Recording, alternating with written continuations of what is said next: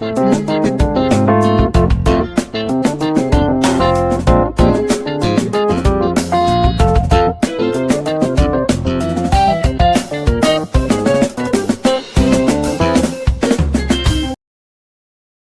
everyone, you are welcome to Anchor Network where you get reliable and authentic news that are so crucial to you.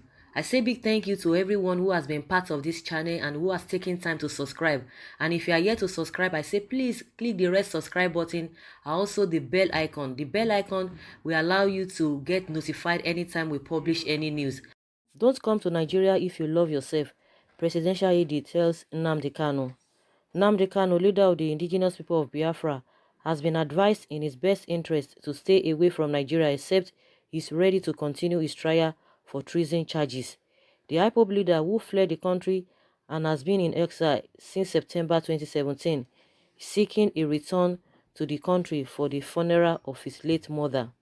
Speaking with Daily Independent on Friday, a senior presidential aide said Kanu will be deceiving himself if he thinks he can just stroll into the country and go out after the funeral. When a prisoner loses his mother and seeks permission to go and bury her, won't the prisoner return to the prison after the conclusion of the burial? How then can a man who is standing trial and fled the country now want to return for the burial of the mother and say he will go back after the funeral? Is that logical? If he likes himself, let him come to Nigeria, he said. A former governor of Anambra State, Chukwuemeka Eziife, had on Friday appealed to the federal government to allow Kanu travel to Nigeria for his late mother's funeral. Speaking in a chat with Daily Independent, Aide said the government should also make a promise not to harass or arrest Kanu throughout his stay in the country until he leaves. Aide, who said the death of a mother is very painful, said he is happy that a lot of people have been calling on the government to allow Kanu to come. I am happy. I'm very, very happy to hear a lot of people supporting Kanu on this. This is the death of a mother, a very painful death. The federal government should allow him to come and make a promise that they will not harass him if he comes until he leaves, he said. I think the reason why federal government has been talking and many people from the government quarters have been talking is because some people have taken it upon themselves to go and plead on Nnamdi Kanu's behalf. But the problem is that, and that's why you are hearing statements from the federal government. The other time, Anoche Loretta said her own. Now the presidential aide came out and said his own, but we don't know the particular presidential aide. But that's just what we heard, that if he loves himself, he should not come to Nigeria because definitely his safety or whatever will not be guaranteed, or whether it's not going to be he will not be told to continue his trial because the trial was on ground before he left. And the other time, the a judge said his safety will not be guaranteed or might not be guaranteed, that even they themselves that are in the country as judges, they are not even sure of their own safety, so they cannot guarantee his safety. So the reason why all of these people are talking, both from the executives and the judiciary, is because people have taken it upon themselves, just like I said, to go and be begging on behalf of Nnamdi Kanu. But the question is that, did they have meeting with him in the first place? Because the man has come out several times that even if he wants to come to Nigeria, he does not need any uh, permission to come. Even if he wants to come, even if he wants to come and bury his mother, he doesn't need anybody's permission, or he doesn't need the federal government's permission. So, and he never sent anybody to plead on his behalf. So these people are making the same mistake. So you can't even blame the government from speaking from their own end, because people went to meet them and told them all of these things. Of course, they will assume that it was Kanu that is sending them. But if they have watched what is happening or the trend of the whole thing, they must have seen, or they should have seen, that Nnamdi Kanu has come out to debunk that he never sent anybody. So if they are talking from their own angle, they are talking based on the people that came to meet them. The first set of people were the monarchs. They came. And now this SDF went again and saying that trying to plead on his behalf, and the gentleman never said that he never told them because he came out to debunk it, and nobody has said, oh, Nnamdi Kanu, we had a meeting with you, but that was what you told us, or people are coming on your behalf, to say that we want to come for your mother's burial and all of that. He said he never told anybody. So when government is talking from that angle, because people went to meet them and ask for this favor, that is just my own take from all of this. But the man has said, even if he wants to come, he doesn't need anybody's permission, and he doesn't even know, he's not even certain that he's going to come, that with or without him, his mother will be buried. So I don't know why they are flogging this whole thing, because people are just, they are preempting the whole thing, and they are just being overzealous, and that is the word I've been using. They are just being overzealous, whether because of the love they have for Nnamdi Kanu. They are just trying all their best to make sure that he comes back home to do the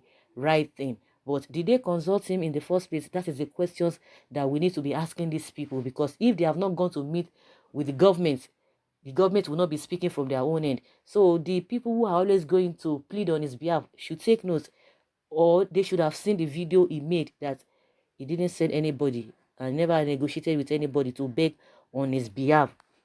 That's just a simple thing I really need to say.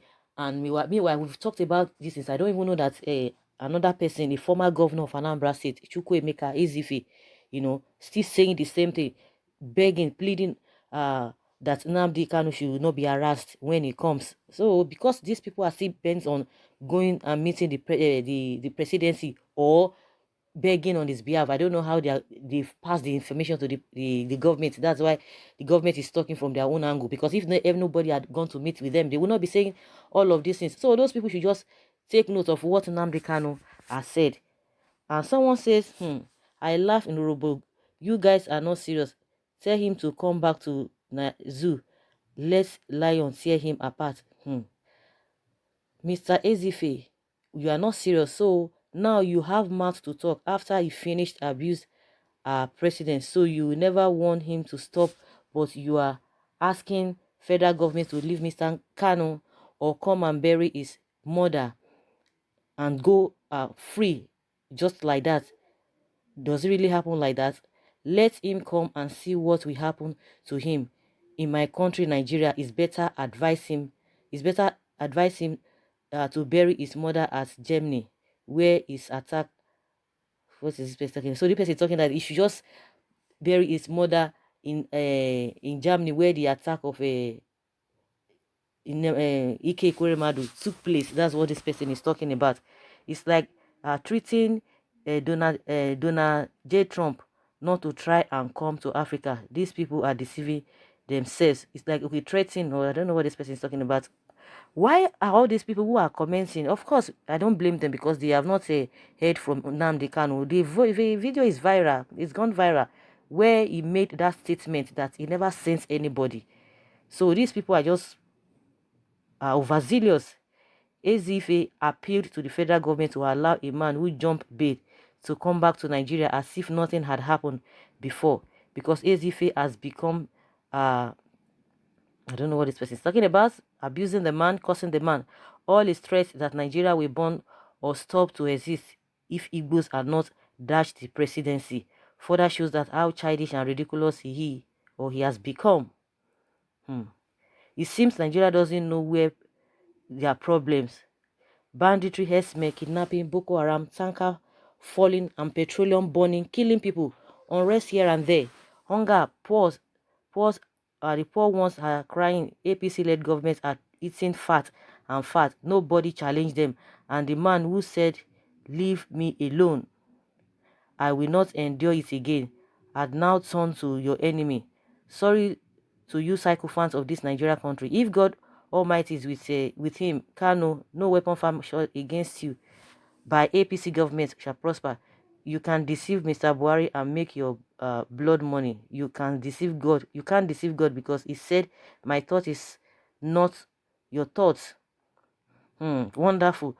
When we call you people zoo, we know that's how you behave. Did Kanu send anybody to go and beg for his return to Nigeria?